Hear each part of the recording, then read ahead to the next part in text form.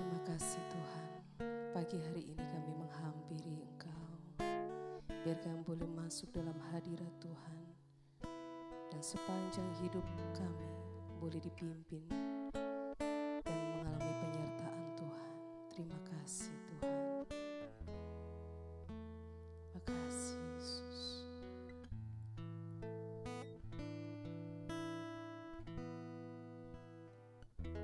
Saat indah ku berhadapan denganmu,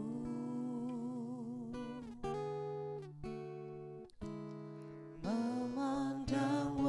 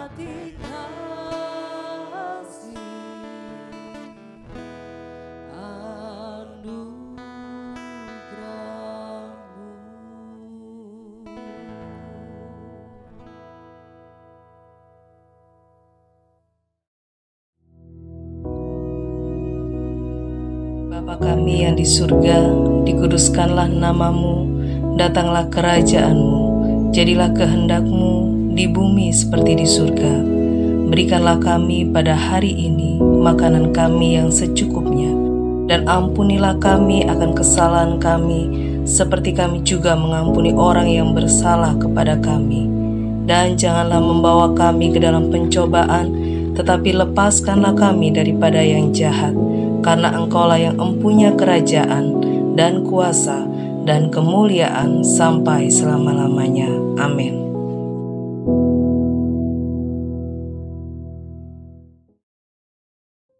Shalom, selamat pagi, puji nama Tuhan. Baik, mari kita renungkan firman Tuhan. Saya ambil dari Yakobus pasal 4 ayat 13 sampai dengan 17. Demikianlah firman Tuhan. Jadi sekarang hai kamu yang berkata, hari ini atau besok kami berangkat ke kota Anu, dan di sana kami akan tinggal setahun dan berdagang serta mendapat untung. Sedang kamu tidak tahu apa yang akan terjadi besok. Apakah arti hidupmu? Hidupmu itu sama seperti uap yang sebentar saja kelihatan lalu lenyap. Sebenarnya kamu harus berkata, jika Tuhan menghendakinya, kami akan hidup dan berbuat ini dan itu. Tetapi sekarang kamu memegahkan diri dalam congkakmu, dan semua kemegahan yang demikian adalah salah.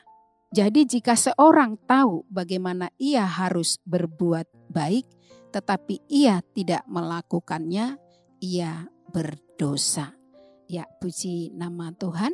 Saudara, kalau kita lihat ya ayat yang ke-13 tadi ya, saya baca kembali, dikatakan di sana, sekarang hai kamu yang berkata hari ini atau besok kami berangkat ke kota Anu dan di sana kami akan tinggal setahun dan berdagang serta mendapat untung.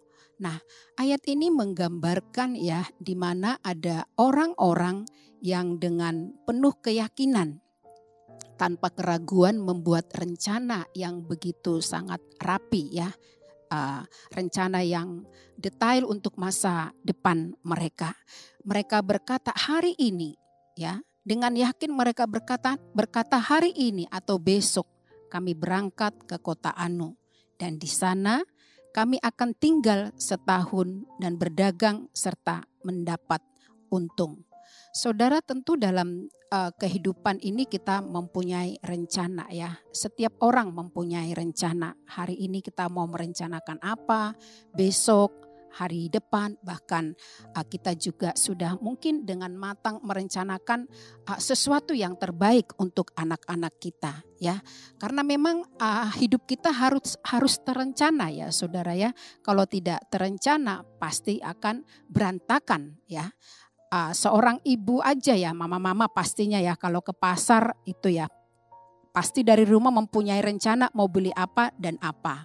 Kalau tidak bisa-bisa dia pergi ke pasar, nantinya mungkin rencananya pengen beli tomat atau brambang, yang lain-lain yang dibeli ya. Yang inti utama yang mau dibeli tidak dibeli. Nah, itu pentingnya kita mempunyai sebuah rencana. Namun saudara ya, kita perhatikan di sini Yakobus kemudian mengajukan sebuah pertanyaan yang menohok ya. Yaitu pertanyaan, sedang kamu tidak tahu apa yang akan terjadi besok. Apakah arti hidupmu? Pertanyaan ini saudara ya menyadarkan kita akan betapa rapuhnya kehidupan kita. Dan ini tema yang saya beri atau judul dari firman Tuhan yaitu rapuhnya kehidupan. Artinya saudara, tanpa melibatkan Tuhan di dalam kehidupan kita, sepintar apapun kita, secerdas apapun kita, sebanyak apapun pengalaman kita dalam kehidupan ini, tanpa Tuhan ya, tanpa kita melibatkan Tuhan dalam segala rencana kita, semuanya akan sia-sia ya. Semua sia-sia karena dikatakan apakah arti hidupmu ya. Nah, kita tidak memiliki kendali penuh ya atas hari esok. Kita tidak mempunyai kendali atas hari-hari kita atau masa depan kita. Hari ini aja kita tidak tahu apa yang akan terjadi 1 jam kemudian ya, atau 1 hari, 2 hari, 1 minggu, 1 bulan, 1 tahun ke depan. Tidak ada yang tahu apa yang akan terjadi dengan kita. Bahkan untuk kesehatan kita sekalipun kita tidak akan tahu seperti apa besok ya. Nah, apalagi masa depan kita ya. Oleh sebab itu kita harus benar-benar senantiasa melangkah, berjalan, dituntun oleh hikmat dari Tuhan. Sehingga kita tidak asal-asalan membuat suatu rencana di dalam kehidupan kita. Ada satu kali kejadian ya saudara ya, di mana ada sebuah keluarga ya, itu menetapkan atau menginginkan anaknya harus menjadi seorang polisi, ya. Sementara anaknya tidak mau dia menjadi seorang polisi. Tapi kedua orang tuanya kekeh, ya, kekeh bahwa anaknya ini harus jadi seorang polisi. Ya, karena mereka mempunyai uang yang banyak dan mereka pikir cukup. Juga mereka punya sesuatu di mana anaknya ini sudah dengan pasti mereka mengatakan pasti bisa masuk dalam kepolisian seperti itu. Dan singkat cerita saudara ya, jadilah seperti yang mereka kehendaki. Anaknya mendaftar ya sesuai dengan paksaan dengan orang tua, mendaftar menjadi seorang polisi dan puji Tuhan memang diterima. Namun apa yang terjadi saudara ya, dalam masa pendidikan, apa yang terjadi dengan anak tersebut? Dia stres saudara ya. Dia stres di namanya kalau pendidikan itu ya pastinya di asrama ya, mereka tidak bisa ke mana-mana. Jadi mereka itu memang benar-benar dikontrol setiap hari kehidupan mereka ya. Mungkin dengan kondisi yang demikian dan juga karena faktor paksaan sehingga anak ini tidak betah. Akhirnya stres dan berulang-ulang kali mencoba bunuh diri ya. Dan untung cepat bisa diketahui oleh pembina yang ada pada saat itu ya. Bahkan satu kali sempat terjadi di mana dia melakukan sesuatu menyakiti dirinya. Dan akhirnya setelah ditanya kenapa dia sampai melakukan hal yang demikian, ya itu tadi karena paksaan dari orang tua. Nah ini saudara ya, kalau kita melakukan hal-hal di luar jalurnya Tuhan, memaksakan kehendak kita, apalagi dengan anak kita, sudah pasti ya resikonya sangat besar. Nah itu makanya di sini kita juga melihat ya, ada satu perumpamaan ya, di mana Yakobus di sini menggunakan sebuah perumpamaan yang sangat kuat ya.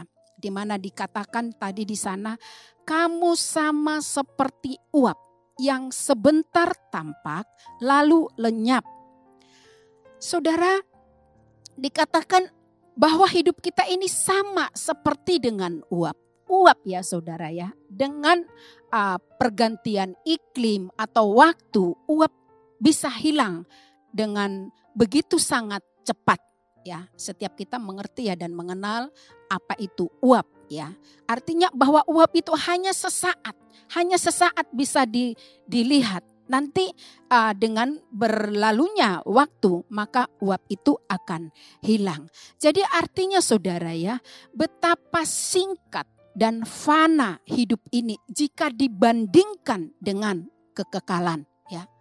Uap muncul sekejap, terbawa angin dan menghilang tanpa jejak. Nah, sama seperti apa yang saya sampaikan tadi bahwa hidup kita itu saudara ya, dikatakan seperti uap.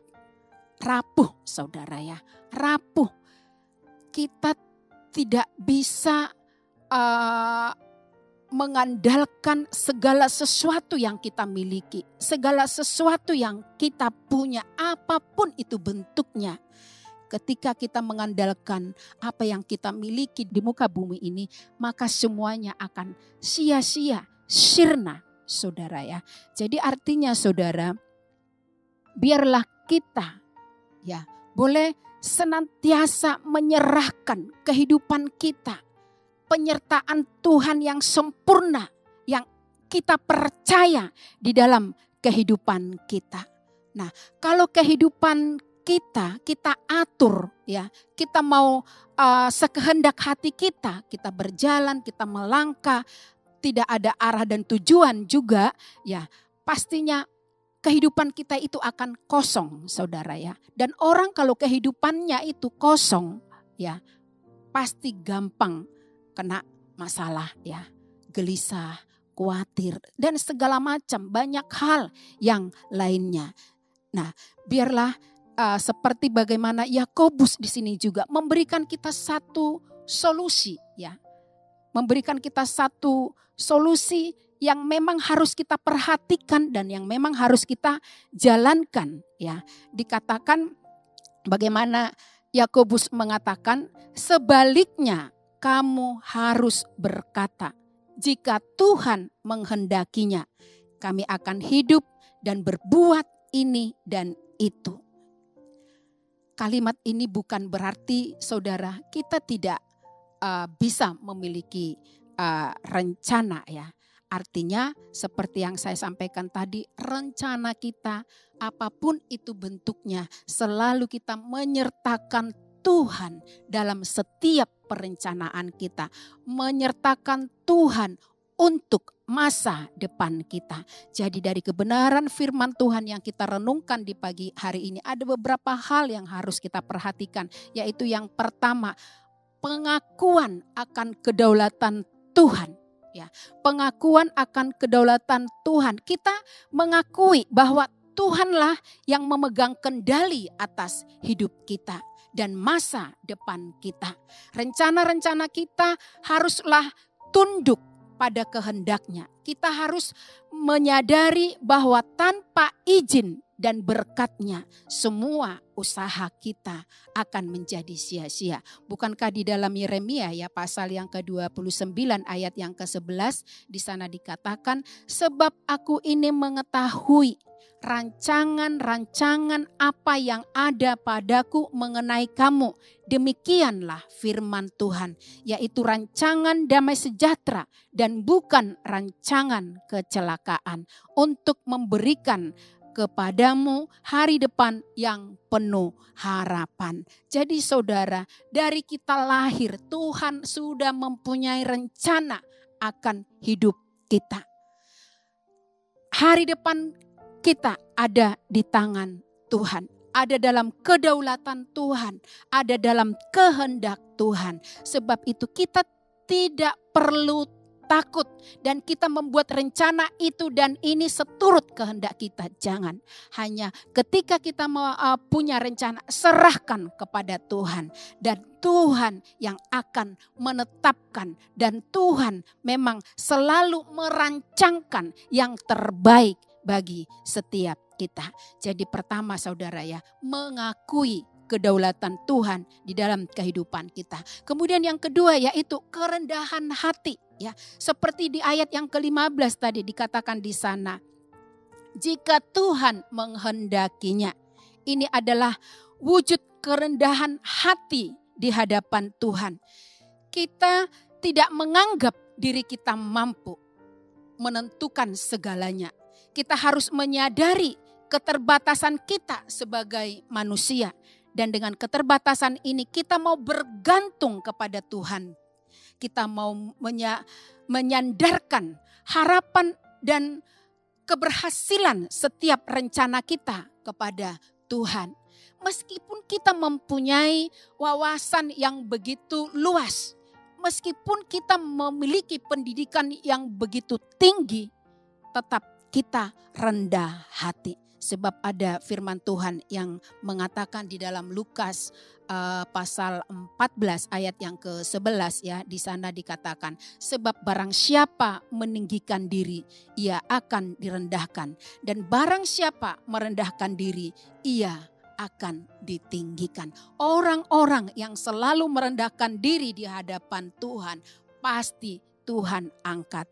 Juga ada firman Tuhan ya, kita tidak menjadi ekor, tapi akan menjadi kepala, pemimpin, orang-orang yang dipandang, orang-orang yang dilihat oleh dunia. Karena apa? Di dalam kehidupan kita ada Tuhan dan kita mempercayakan segala sesuatunya kepada Tuhan. Dan yang ketiga yaitu adalah fleksibilitas ya. Artinya dengan mengakui kedaulatan Tuhan ya, kita juga mau belajar untuk lebih fleksibel dalam menghadapi perubahan. Artinya ketika kita mempunyai rencana dan rencana itu tidak terwujud, tetap kita serahkan kepada Tuhan. Tetap kita percayakan kepada Tuhan. Jangan putus asa, jangan marah, jangan meninggalkan Tuhan. Jangan kecewa sama Tuhan. Tetap percaya bahwa di balik kegagalan ada rencana yang besar, ada sesuatu yang luar biasa yang Tuhan kehendaki yang akan dilaksanakan di dalam kehidupan kita.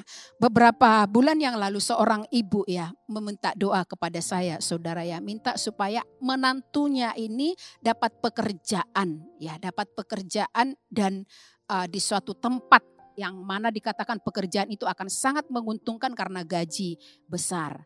Ya, saya berdoa saudara ya. Tetapi tetap di akhir doa saya berkata, Ibu tetap percayakan kepada Tuhan. Sekiranya tidak lolos pun di tempat ini, tetap percaya akan ada sesuatu yang Tuhan inginkan. Mungkin yang lain yang lebih baik dalam pekerjaan menantu ibu. Oh iya demikian. Dan setelah beberapa hari kemudian beliau telepon, dikatakan gagal. Tapi ibu ini saya melihat dia kecewa. Dia sangat kecewa ya. Dan apa yang terjadi 1 bulan kemudian saudara ya. Ibu ini telepon saya, dikatakan ada satu proyek yang begitu besar. Ya. Dan menantunya ini tidak melamar ya. Hanya saja proyek ini menghubungi menantunya dan menjadikan dia sebagai pemimpin di dalam proyek tersebut. Nah ini saudara, Tuhan itu kalau sudah bekerja saudara ya, membuat kita tercengang-cengang. Oleh karena itu jangan pernah takut. Mungkin hari ini engkau tidak mendapatkan pekerjaan, mungkin sudah melamar di mana-mana. Tidak diterima. Tetap yakin dan percaya langkahmu adalah langkah yang diberkati oleh Tuhan. Asalkan tidak mengandalkan apa yang kamu miliki. Mungkin ijazahmu, mungkin pendidikanmu yang begitu tinggi. Jangan, andalkan Tuhan. Percaya akan Tuhan beri yang terbaik. Lalu ayat berikutnya saudara, yaitu jangan ada kesombongan di dalam diri kita. Seperti ayat tadi dikatakan di sana ada sebuah teguran yang keras ya, dan ini tentunya untuk kita semua ya, dikatakan tetapi sekarang kamu memegahkan diri dalam congkakmu dan semua kemegahan yang demikian adalah salah. Saudara, kesombongan muncul ketika kita melupakan Tuhan dalam rencana-rencana kita. Ketika kita merasa bahwa keberhasilan adalah hasil dari usaha dan kepintaran kita semata. Ketika kita bertindak seolah-olah kita memiliki kendali penuh atas hidup kita. Kesombongan semacam ini adalah dosa di hadapan Tuhan. Makanya terakhir tadi Yakobus menutup bagian ini dengan sebuah prinsip yang lebih luas tentang tanggung jawab kita sebagai orang-orang percaya. Dikatakan jadi barang siapa tahu berbuat baik dan tidak melakukannya, ia berdosa. Ayat ini mengingatkan kita bahwa iman tanpa perbuatan adalah mati. Kita tidak hanya dipanggil untuk memiliki sikap hati yang benar dalam merencanakan masa depan, tetapi juga untuk melakukan kebaikan sesuai dengan apa yang kita ketahui dan mampu kita lakukan. Saudara, marilah kita merenungkan kembali setiap rencana yang kita buat. Apakah kita telah melibatkan Tuhan di dalamnya? Apakah kita melakukannya dengan kerendahan hati? Apakah kita mengakui kedaulatan Tuhan di dalam kehidupan kita? Atau justru kita melakukannya dengan kesombongan, mengandalkan kekuatan dan kemampuan diri kita sendiri? Ingat saudara, dikatakan tadi bahwa hidup kita itu seperti uap yang sebentar tampak lalu lenyap.